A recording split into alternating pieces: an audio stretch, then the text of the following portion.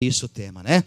E hoje nós vamos dar introdução realmente a essa campanha da família, né? E lemos o texto bíblico aqui, que vai ser o texto base, né, para essa campanha do mês todo de maio. Mas, lembrai-vos do grande e terrível Senhor, e pelejai pelos vossos irmãos, vossos filhos, vossas mulheres e vossas casas. Nós vamos estar dando ênfase a esse início de campanha, a importância da família no reino de Deus. A importância da minha família, da sua família, da família do seu vizinho, da família do seu amigo. A importância que esta família tem no reino de Deus. Será que é importante só nossa família no reino de Deus? Não. Todas as famílias da terra. Todas as famílias da terra é importante no reino de Deus. Por isso que nós devemos pregar a palavra de Deus, falar o evangelho, falar da mensagem da cruz para todas as famílias, aquelas que é possível nós alcançarmos. Eu sei que não é fácil, é difícil. Judas já deixou escrito na sua palavra que falou assim: se possível, salvar-vos alguns do fogo. E todos aqueles pecadores estão no fogo, vamos dizer assim, no fogo do pecado. E eu e você temos a responsabilidade de se esforçar, de pelejar, para que esses pecadores saiam das trevas e venham para a maravilhosa luz. Como nós estamos pelejando, nos esforçando para que a nossa família esteja no altar do Senhor. Lutar incansavelmente pela nossa família. Quando um casal forma uma família, nasce um novo espaço sagrado no mundo. Um lugar reservado por Deus para que os valores do reino sejam implantados e vividos. Nessa expectativa, o lar cristão precisa se tornar o próprio reino de Deus, local de sua santa morada. Mas isso só é possível com a colaboração dos próprios cônjuges, que têm a missão de implantar este reino de amor, de paz e de justiça. Como que é formado uma família? É quando um jovem conhece uma jovem, ou vice-versa, casam-se e começa a formar uma família. Não é verdade? Assim começa a família de Deus. E aí começa a responsabilidade de cada um de nós. É começarmos desde o princípio, já lutarmos pela nossa família. É lutarmos pela nossa casa. É lutarmos aonde é considerado a igreja do Senhor, que começa na nossa casa. O reino de Deus começa no nosso lar, na nossa casa. Por isso que nós não devemos deixar para lutar pela nossa casa, lutar pela nossa família amanhã.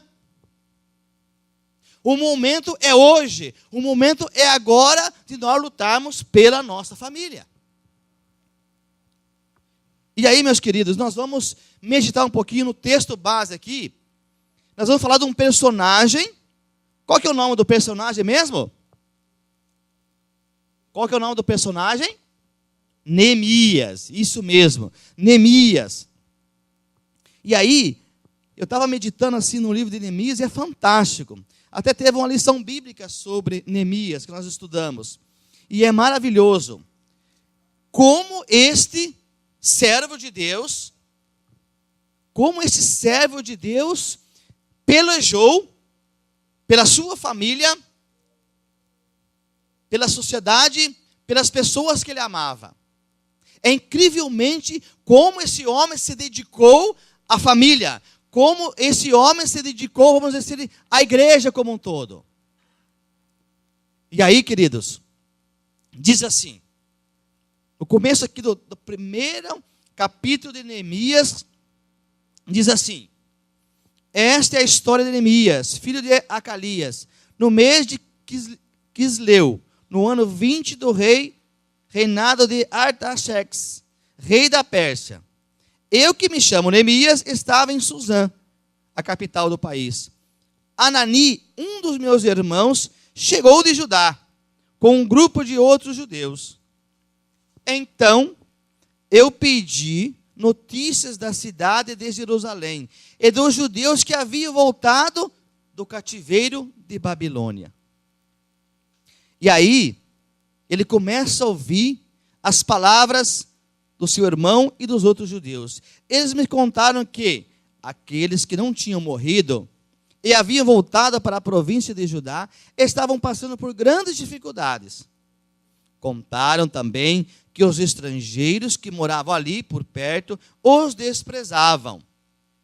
Disseram finalmente que as muralhas de Jerusalém ainda estavam caídas e que os portões que haviam sido queimados ainda não tinham sido consertados. Ele ouviu esta mensagem da cidade de Jerusalém, de Judá, aonde os seus antepassados tinham morrido.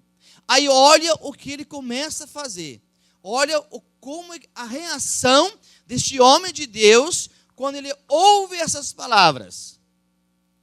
Aí como que está a minha família e a sua? Como que nós ouvimos quando sabemos de tal família que está, vamos dizer assim, quebrada, que está com dificuldade? Qual que é a nossa reação? E aí Neemias começa assim: quando ouvi isso, eu me sentei e chorei.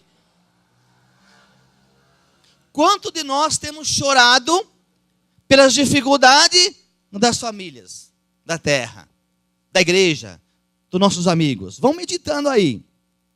E aí ele diz assim, continua o texto: durante alguns dias eu fiquei chorando e não comi nada. E fiz a Deus esta oração. Olha a oração, eu vou fazer a oração aqui, irmãos.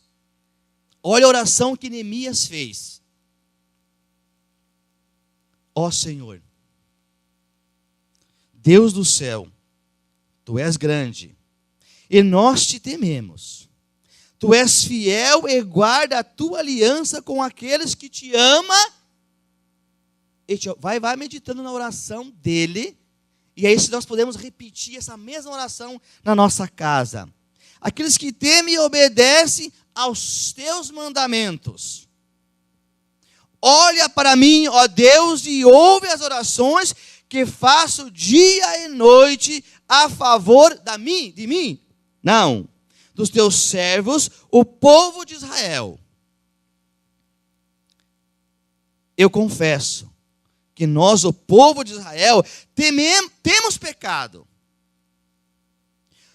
Os meus antepassados e eu temos pecados. Com os nossos atos temos pecado contra ti e não temos obedecido os teus mandamentos. Temos nos esforçado para obedecer os mandamentos do Senhor? Não temos obedecido às leis que nos destes por meio de Moisés, teu servo. Lembra agora do que te dissesse a ele: se você, o povo de Israel, forem fiéis a mim, eu espalharei entre as outras nações. Mas se depois disso vocês voltarem para mim e obedecerem os meus mandamentos, eu os trarei de volta para o lugar que escolhi para ali ser adorado, mesmo que vocês estejam espalhados pelos confins da terra. Senhor Jesus, estes são os teus servos, o teu povo. Tu livrastes do cativeiro com o teu grande poder e com a tua força. Ouve agora a minha oração e as orações de todos os outros teus servos, que têm prazer em te adorar. Faze com que eu tenha sucesso hoje e que o rei seja bondoso comigo.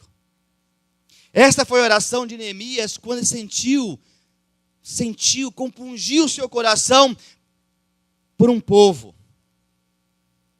por uma nação inteira, para os seus antepassados, a sua família, que tinham sido mortos. E aí, ele começa. E aí, vocês acham que ele parou nessa oração. Aí o capítulo 2 fala assim: o que vou contar aconteceu 4 meses mais tarde, do 20º ano do rei. Então, quer dizer, antes dele ir para Jerusalém, antes de falar com o rei, ele faz essa oração e ora durante 4 meses para chegar na frente do rei e pedir algo. E aí, meus queridos, falar da importância da família,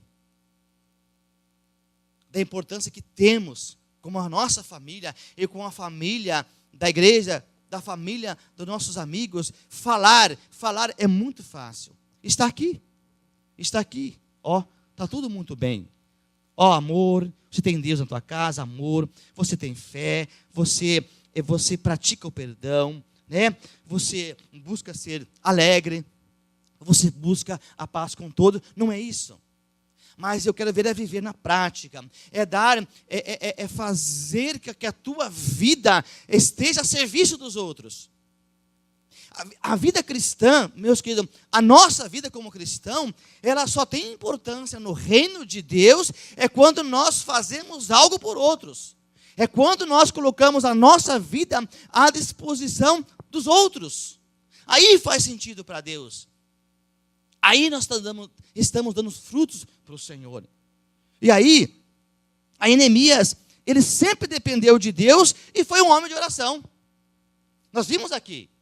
Neemias foi dependente sempre de Deus e sempre foi um homem de oração. E nós vamos ver aqui, daqui para frente, o que ele fez para chegar até ser governador de Judá, reconstruir a cidade, reconstruir os muros. Como que ele fez? E aí, nós vamos ver algumas características deste homem de Deus. Aí vamos ver, trazendo para a nossa vida de hoje, como igreja do Senhor, estamos encaixados nesse propósito, para nós lutarmos pela nossa família, pelejarmos pela nossa família. Que maneira que nós vamos estar preparados como esse soldado aqui? Esse soldado nos representa como nós devemos estar na nossa vida espiritual. Que mais no final da mensagem vai estar falando sobre as nossas armas que devemos usar. Mas aqui nós fazemos uma referência, como que está preparado esse soldado aqui para a guerra? A nossa vida é uma guerra, mas não essa guerra física, como está preparado esse soldado. Mas esse soldado nos mostra como que nós devemos estar preparados para esta guerra espiritual. E aí, é um homem de oração. É um homem de oração. Nós vimos aqui a oração que esse homem de Deus fez. Ele orou ao Senhor, jejuou, aqui na outra tradução fala que jejuou, orou e pediu sabedoria para o Senhor. E aí, ele fala também de confiança em Deus. Ele fala de confiança em Deus no capítulo 2, no versículo 8, diz assim: também pedi uma carta para Asaf, o guarda florestal do rei, mandando que me desse madeira para fazer os portões da fortaleza, que protege o templo, e para fazer as muralhas da cidade, e a casa onde eu iria morar. E o rei me deu tudo o que pedi. Por quê? Deus estava comigo. Neemias, ele orou, jejuou, se consagrou e pediu ao Senhor: agora é a minha vez, agora eu vou ter que falar com o rei, eu preciso voltar para ajudar. Mas ele se preparou primeiro. Ele se preparou, e assim como nós devemos nos preparar para lutarmos pela nossa família. Nós não devemos sair, lutar pela nossa família contra o pecado, contra a influência do mundo, de mãos vazias. Nós não vamos nos envergonhar diante do inimigo, mas devemos nos preparar. E aqui é o lugar de preparação, aqui é o momento, nós nos alimentamos da palavra. É quando nós congregamos, nós nos fortalecemos uns aos outros, nós sentimos o calor do irmão, nós sentimos o abraço do irmão, nós sentimos aquela paz do Senhor que o irmão chega e nos dá. E aí é momento de nós pensarmos. A partir de hoje, meus queridos, eu clamo à igreja. Eu convido a cada um de nós a meditar na palavra de Deus, a meditar o que estamos fazendo para lutarmos pela salvação da nossa família. Aonde nós estamos buscando subsídio para alimentar a nossa família? Aonde eu e você estamos buscando os recursos para cuidar da nossa família, para orientar a nossa família? Aonde eu, como esposo, estou buscando orientação para ajudar a minha esposa? Aonde eu, como pai de família, estou buscando sabedoria, buscando princípios para mim ajudar a minha família a crescer na graça e no conhecimento do nosso Senhor e Salvador Jesus Cristo. E aqui nós vemos Neemias, ele buscou no Senhor. E ele teve confiança para falar com o rei. O que servia ao rei, o que servia vinho para o rei. Ele era simplesmente isso. Confiança em Deus. E aí, Neemias abre o seu coração. No versículo 17 do capítulo 2 diz assim: mas aí eu lhe disse, veja como é difícil a nossa situação. A cidade de Jerusalém está em ruínas, e os seus portões foram destruídos. Vamos construir de novo as muralhas da cidade e acabar com esta vergonha. E aí, o versículo 18, olha o que as pessoas, os companheiros que estavam junto com Neemias, que tinham ido junto com Neemias, junto com ele, os companheiros que ele chegou na cidade de Judá e conversou, falou do que ele ia fazer, e olha o que eles respondem quando ele coloca o seu projeto. Quando ele fala o que ele veio fazer na cidade de Judá. Quando ele coloca em exposição o desejo do seu coração de reconstruir uma cidade inteira que estava totalmente destruída. As pessoas estavam, todo mundo sem vida espiritual. As nações vizinhas tiravam sarros do povo de Israel, daquele povo que era de Deus, que tinha voltado do cativeiro. As famílias que tinham voltado do cativeiro, que era a primeira leva, vamos dizer, de volta do cativeiro, estavam sem rumo. E aí, Neemias chega em Judá, e ele não conta para ninguém em princípio. E ele começa a andar sobre a cidade destruída. Imagina o que ele sente. Daquela cidade, todo mundo chorando, de tristeza, sem casa para morar. Os muros todos caídos, os portões queimados. E aí ele começa a contar o projeto que ele veio realizar naquela cidade. Qual o projeto? Qual o projeto? Vamos abrir um parênteses aqui. Qual que é o projeto que eu e você temos para a nossa família? Já parou para pensar? Nós acordamos de manhã, vamos trabalhar, chegamos à noite, vamos estudar um pouquinho a Bíblia, oramos ali de vez em quando, não é verdade? Aí vamos dormir, todo dia levantemos, a nossa rotina é essa, não é verdade? Mas aí nós paramos para pensar, qual que é o projeto que nós temos para a nossa vida, da nossa família, para os nossos filhos? Qual que é o legado que eu e você, como pai, queremos deixar para nossos filhos? Para nossos parentes? Que nos conhecem como crentes, como cristãos, que nos ligam pedindo oração para nós. Qual que é o legado que nós vamos deixar? Daqui a uns tempos nós estamos no banco. Daqui a uns tempos nós vamos dormir no Senhor, porque é a nossa vida, né? Depois dos 70, 80, temos que se preparar, não é verdade? E aí o nosso nome, que jeito que vai ficar? No meio da família, no meio da sociedade. Qual que é o legado que um professor deixa para os alunos? Não é aquela palavrinha dos alunos encontrar o professor no meio, na cidade, no meio da multidão e falar assim, oi professor. Não é gostoso o professor ouvir isso? Eu estou sabendo pela minha esposa. Não é gostoso?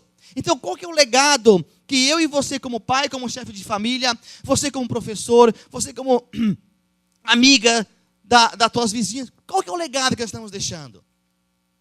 E aí, Neemias coloca para os seus amigos, aqueles que falaram assim, não, Neemias, vamos, pode mandar ver. Aí ele fala assim, aí eles ouvem atentamente Neemias e respondem assim no versículo 18, então contei a eles como Deus, ele falando, né, me abençoou e me ajudou.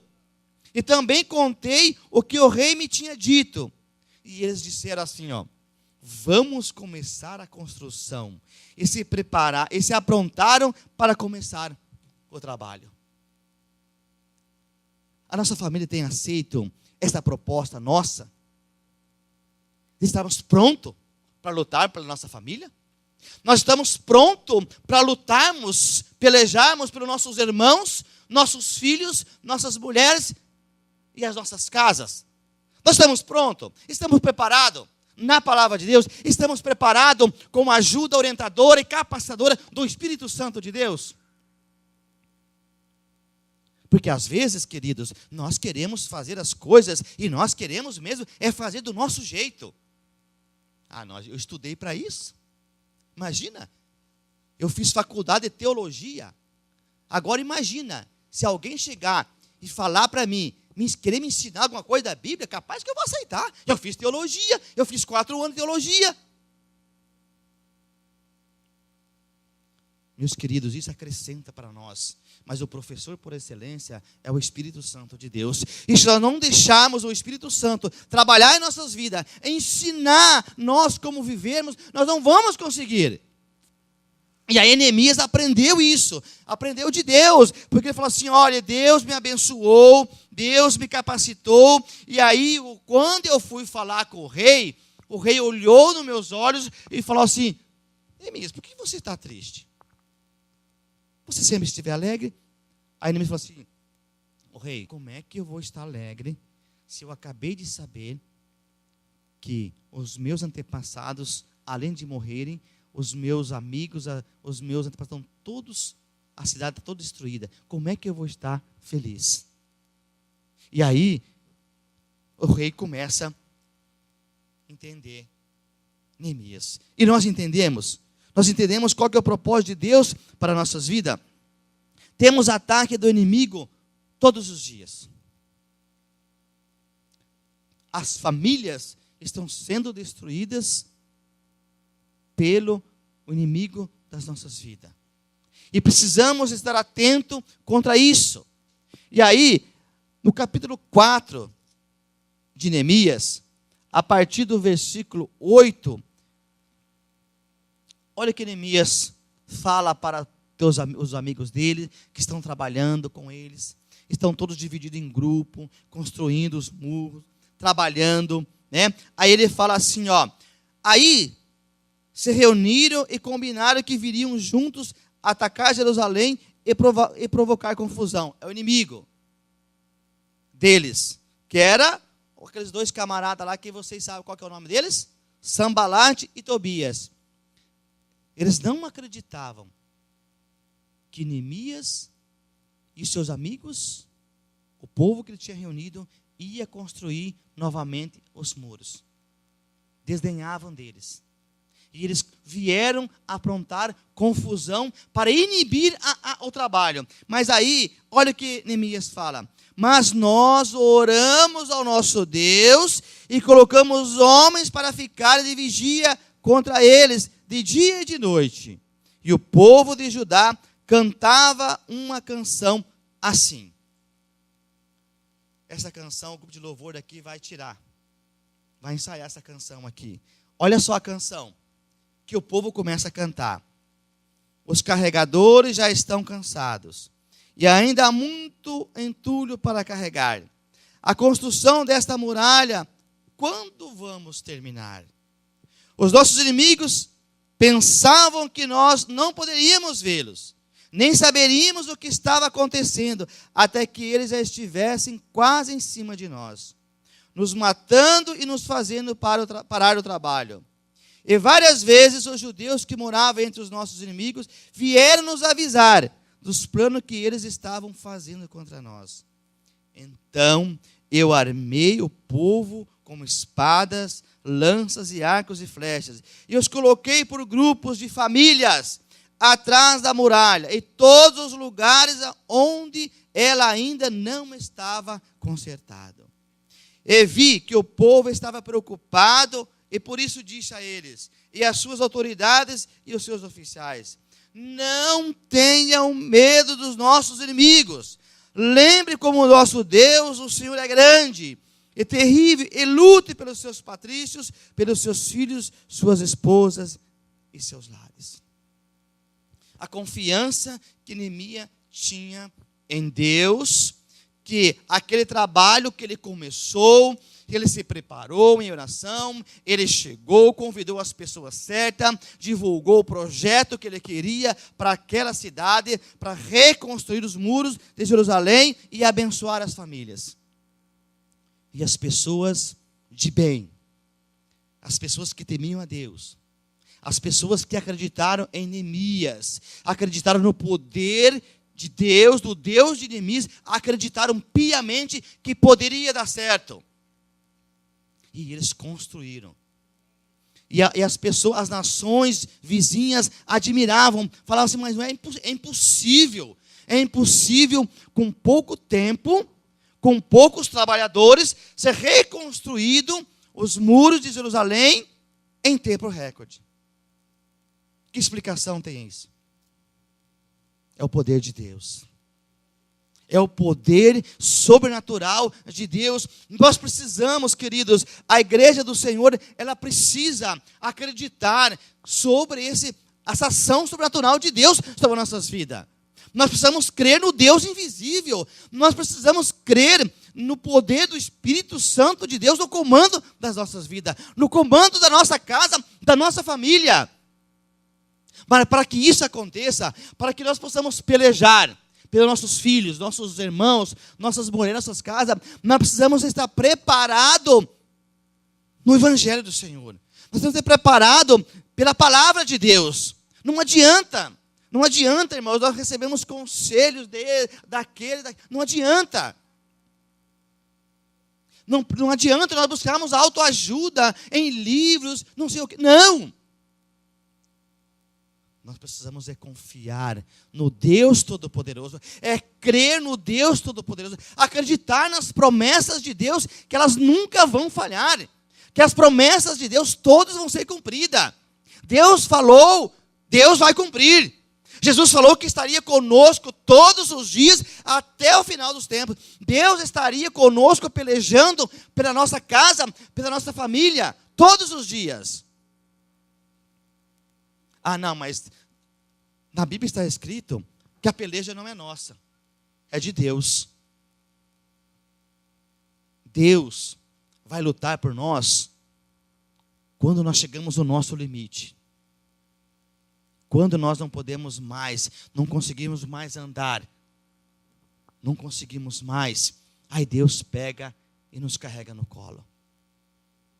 Imagina se Neemias só orasse: Deus, eu quero ir para Jerusalém, reconstruir os muros da minha cidade. Ele orasse, jejuasse e ficasse paradinho, sem ir até o rei, pedir permissão para o rei. Não teria acontecido nada. Então ele orou primeiro, se consagrou, falou com o dono da vida, falou com o dono dos céus e da terra, e depois ele teve o quê? Uma ação. E é isso que nós devemos fazer. Se nós quisermos vitória na nossa casa, na nossa família, na igreja, na sociedade a qual vivemos, se nós queremos uma melhor cidade para nós vivermos, um melhor país para vivermos, nós temos que tomar algumas atitudes. É oração, é intercessão. Nós falamos assim: por que não muda esse país? Meu Deus, por que não para a corrupção? Mas é o que cabe nós fazermos. Temos condições de nós irmos lá e falar, por exemplo, com o Sérgio Moro, por exemplo, e falar: ó, pode condenar aquele cara lá, ele é corrupto, condena ele. Temos essa condição? Não temos. Mas temos condições do quê? De fazermos aquilo que Deus tem dado para nós. Aquilo que está no alcance das nossas mãos. é orar, é interceder. É isso Deus coloca nas nossas mãos. E o resto, aí sim, o resto da beleza é por conta de Deus. Deus vai estar concordando com aquilo que estamos fazendo. E vai estar nos abençoando. E vai estar pelejando junto conosco. É isso que Deus faz. E aí, nós queremos sair à luta. Não é verdade? Nós queremos sair da batalha. Opa, eu entendi. Agora sim, Nelia. Agora eu vou remangar as mãos e vou sair. Calma aí. Vamos nos preparar primeiro. Este soldado está preparado para a guerra. Não é verdade? Mas a nossa guerra não é contra as pessoas. Não é verdade? Então vamos ver algumas armas que eu e você precisamos usar no dia a dia. Abra só a Bíblia lá em Efésios 6. Vê lá. Qual que é as armas que eu e você devemos usar? Efésios 6, a partir do versículo 10. Armadura do cristão. Olha com o que você e eu devemos nos preparar para lutarmos pela nossa casa, pela nossa família, sem cessar, sem parar. Você não pode parar. Você não pode e não deve parar com essas armas, querido. E a primeira aqui é a verdade de Deus. É as verdades de Deus que você não pode parar de lutar com as verdades de Deus. O que é a verdade de Deus? Para terminar, tornem-se cada vez mais fortes, vivendo unidos com o Senhor, recebendo a força do seu grande poder. Vistam-se com toda a armadura de Deus, de que dá a vocês, para ficar firmes contra as armadilhas do diabo. Pois nós não estamos lutando contra seres humanos, mas contra as forças espirituais do mal que vivem nas alturas. Isto é, os governos, as autoridades e os poderes que dominam completamente este mundo de escuridão. Por isso, peguem agora a armadura que Deus lhe dá. Assim, quando chegar o dia de enfrentar as forças do mal, vocês poderão resistir os ataques do inimigo. E depois de lutarem até o fim, vocês continuarão firmes sem recuar. Portanto, estejam preparados. Use a verdade como cinturão. Vista com a couraça também da justiça. E o que é a verdade de Deus? Qual que é as verdades de Deus? As verdades de Deus, elas são imutáveis. A verdade de Deus é imutável. A verdade de Deus é incorruptível. Esta palavra de Deus, ela jamais vai ser corrompida por aqueles que temem a Deus e acreditam na sua palavra. A palavra de Deus, ela é incorruptível. A palavra de Deus, ela é infalível. Se você se basear na palavra de Deus, se você buscar na palavra de Deus, se você buscar aprender a cuidar da sua casa, da sua família, a pelejar com ela, orientado pelos princípios da palavra de Deus, nada vai dizer que você está errado. Você vai ter dificuldades. Você vai enfrentar as adversidades, porque são consequência dos nossos erros, são consequência dos nossos pecados. Não pense que eu e você vamos ter trégua na nossa vida. Não. A igreja vai parar com os problemas? Não. Mas quando nós nos direcionamos à palavra de Deus, quando nós aceitamos esta palavra e meditamos nela, ela é infalível. Ela é infalível, ela é inquestionável. E aí, meus queridos, para alguns, ela é questionável. Ontem eu visitei um casal de jovens casados, que fizemos o estudo bíblico com eles, e a gente sentia assim, o degustar da palavra de Deus. E depois de um certo tempo, eles foram se afastando, e onde eu visitei eles. E aí, eles falaram assim que precisa fazer um mais uns estudos com a gente, porque eles estão estudando outros assuntos, estão estudando outras fontes, eles estão duvidando da palavra de Deus, eles estão questionando a palavra de Deus, mas a própria palavra de Deus fala que ela é inquestionável. E aí, nós também precisamos nos preparar com a couraça da justiça. A couraça da justiça protege o peito onde está o coração. O que está no nosso coração determina o que somos. Está lá em Provérbios 4:23. O que está no nosso coração determina o que somos. Qual que é a nossa vontade? A nossa vontade é de vencer na vida? É de ser próspero em todas as áreas da nossa vida? Essa é a nossa vontade? E esta vontade de prosperar em todas as áreas da nossa vida está compatível com a palavra de Deus? Nós estamos revestidos pela couraça da justiça? Podemos até prosperar, mas não vai estar agradando a Deus. Nós não vamos estar em conformidade com a palavra. Nós não estamos sendo felizes. Mas quando nós olhamos para a palavra e aceitamos ela como imutável, inquestionável, infalível, incorruptível, você pode ir em frente. Você pode encarar qualquer tempestade, porque você vai vencer. Você vai vencer. Então, se você está lutando pela sua casa, pela sua família, pelos seus objetivos, pelos seus sonhos. Quem não tem sonho aqui? Diz o ditado que quando o ser humano para de sonhar, ele para de viver. E quais que são os nossos sonhos hoje? Os nossos projetos de vida estão em conformidade com a palavra? Será que os nossos filhos, os jovens que estão aqui, eles querem fazer uma faculdade, não é verdade? E é bênção de Deus, né? O Mateus quer estudar direito, e ele vai estudar. E ele vai fazer direito, né, filho? Vai fazer. E ele quer uma profissão modesta. Ele quer uma profissão modesta, quer ser assistente de juiz. Talvez ele alcance ainda ser assistente de Sérgio Moro, quem sabe, né?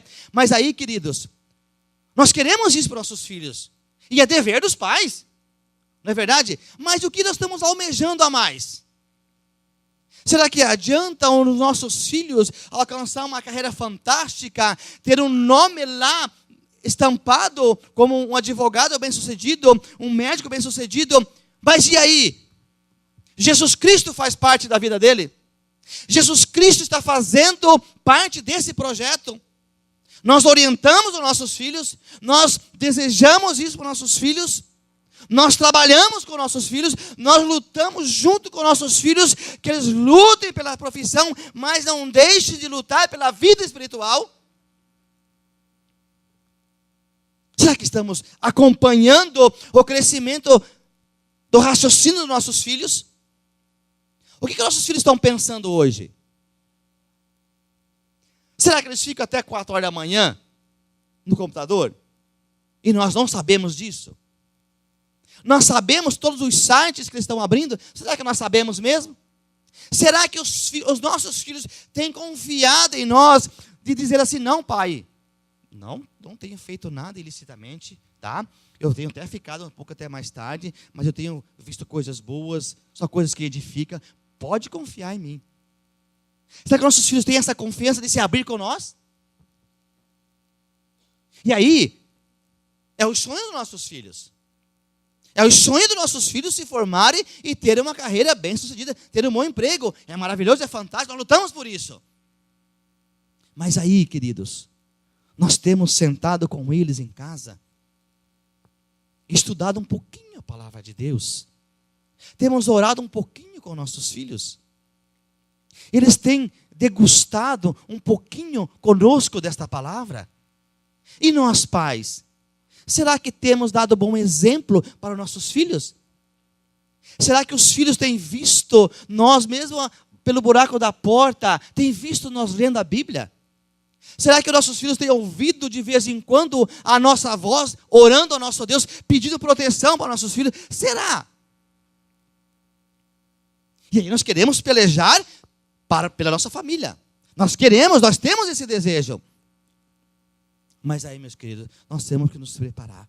E aí, com a coragem da justiça. E também calçados os pés da preparação do evangelho da paz. A consciência da proclamação do evangelho. Nós temos que ter essa consciência da proclamação do evangelho que precisamos pregar para outras pessoas. Não devemos ser egoístas. Neemias pelejou pelos seus amigos,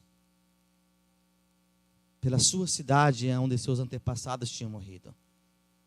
Talvez, a Bíblia fala que um irmão dele foi visitar ele.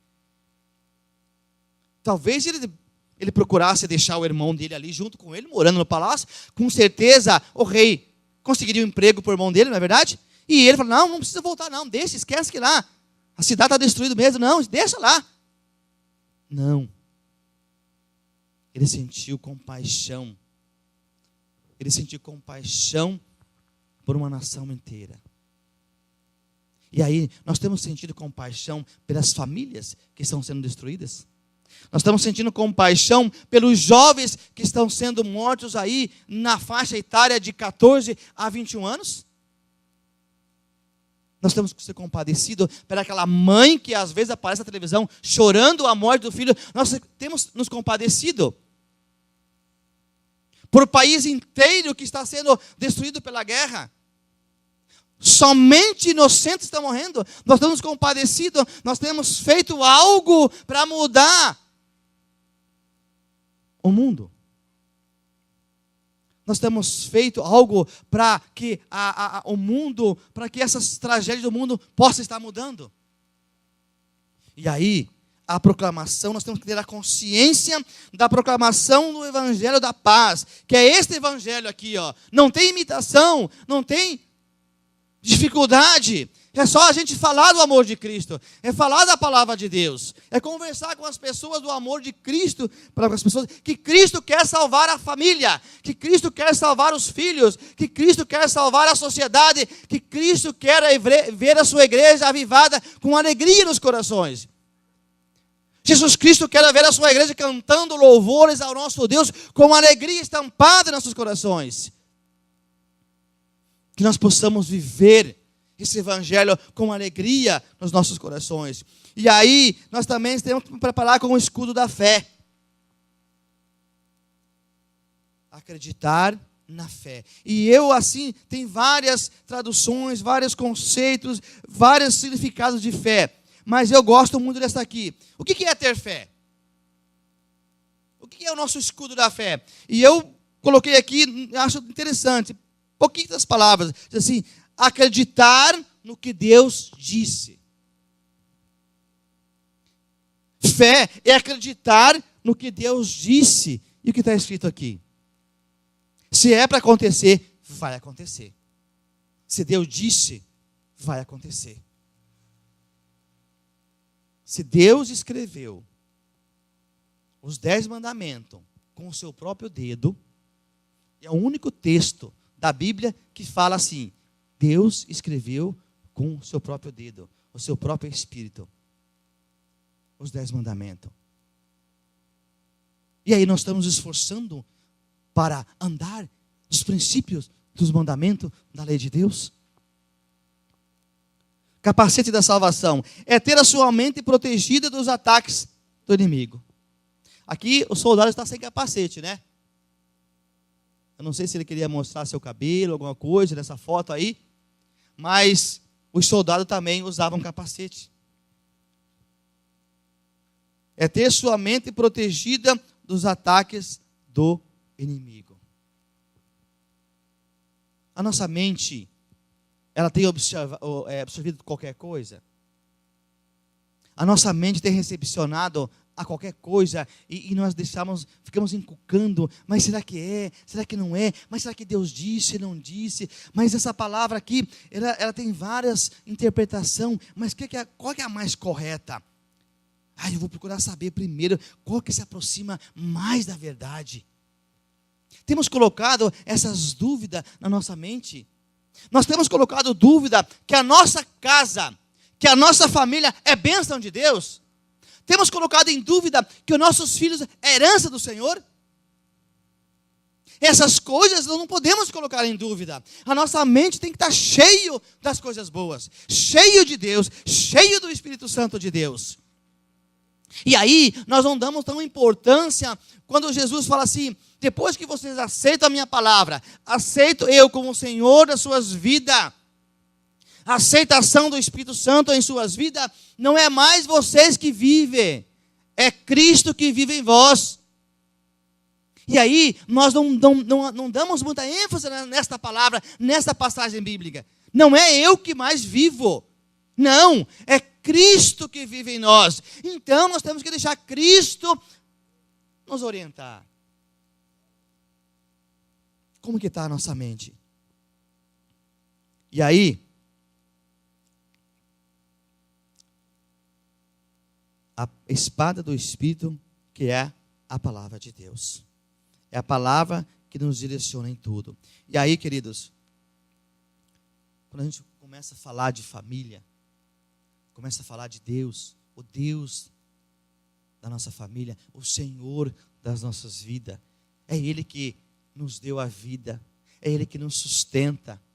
Nós somos imagem de Deus. Olha a importância, é incrível. Quando a gente começa a meditar na palavra, nós somos a imagem de Deus.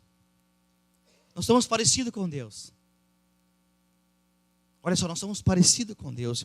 E aí, lá no Antigo Testamento, Deus fala para Moisés assim: ó, você vai escrever algumas coisas aí e vai ser para a família.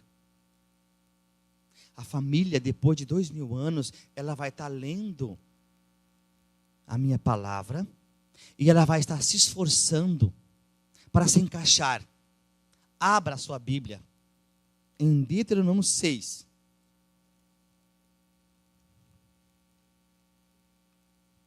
Do versículo 1 a 9. Estaremos lendo e depois estaremos orando. Olha o que Deus pede para Moisés. Falou: Moisés, ó, escreve aí, tá? Isso vai servir para o meu povo de agora, mas também para a igreja adventista da promessa que vai estar ouvindo lá. Diz assim a palavra de Deus, Deuteronômio 6. Moisés disse ao povo: são esses os mandamentos e as leis que o Senhor nosso Deus mandou que eu ensinasse a vocês.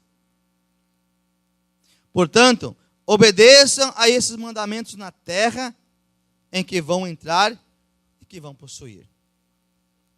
Temam ao Senhor nosso Deus, vocês, os seus filhos e os seus netos. E cumpra sempre todos os mandamentos e as leis que eu lhe estou dando. E assim vocês viverão muitos anos. Povo de Israel, tenham cuidado de cumprir a lei de Deus. Então, conforme disse o Senhor, o Deus dos nossos antepassados, tudo correrá bem para vocês, e vocês se tornarão numerosos naquela terra, boa e rica, onde vão viver. Escute, povo de Israel, o Senhor e somente o Senhor é o nosso Deus. Portanto, ame o Senhor nosso Deus com todo o coração, com toda a alma e com todas as suas forças. Guarde sempre no coração as leis que eu lhe estou dando hoje. E não deixe de ensiná-lo aos seus filhos. Repitam essas leis em casa e fora de casa, quando se deitarem e quando se levantarem. Amarre essas leis nos braços e na testa, para não as esquecerem. E as escreva nos batentes das portas das suas casas e nos seus portões. É simples, né? É nós obedecer. Precisamos obedecer a Deus. E o demais está aqui na sua palavra. Amém? Vamos ficar em pé, meu